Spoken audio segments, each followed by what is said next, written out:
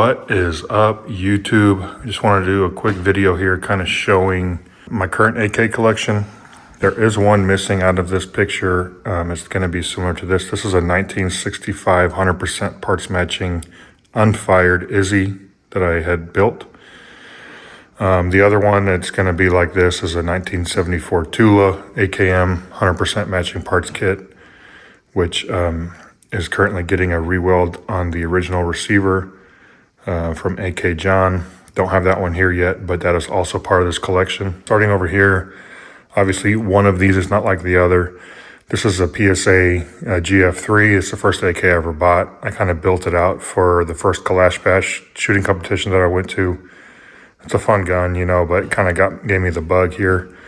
Moving from bottom to top, this is a Pioneer Arms 5.56 underfolder. Shot it a few times, had some pretty good success with it. It's a cool gun.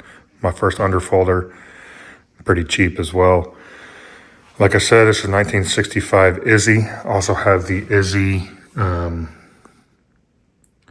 bayonet that goes with it. Pretty awesome. Really cool piece. I got this kind of as a collection piece. Don't plan to ever fire this or the RPK. Moving up, this is a Saiga 223. Got this fully converted. It's a clone correct AK-101 now. I actually purchased an AK-101 parts kit, so it has the original Russian stock, gas block, all of the internals and everything are Russian, and even the front muzzle brake is Russian. You can kind of see the detail in there, but super pumped about that. I do have the Russian handguard, but I got the Barwaris kind of handguard and dust cover as well to go with it. Moving back is the 100% matching parts kit that recently came in for the Molot RPK. Got that built out. The cool thing about this is it's built on an Arsenal RPK barrel.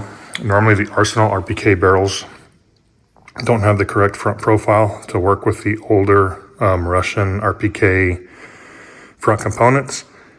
You can see here, I had to design a little sleeve that basically slides over the smaller profile and correctly profiles the front portion of the barrel to make these components work. So I wanted to make sure that I use the Arsenal Bulgarian RPK barrel on here.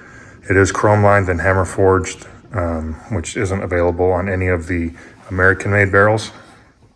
So that's cool about that. Also, I just recently found this drum. This is a Molot drum.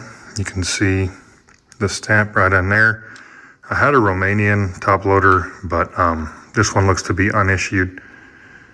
And once I saw it, I knew this was the final touch needed for this RPK. So again, just a quick video. I want to do a quick rundown of the AKs that I currently have, minus the 1974 Tula that is currently getting re-welded. Currently considering maybe getting a Draco, the 11.5-inch Draco.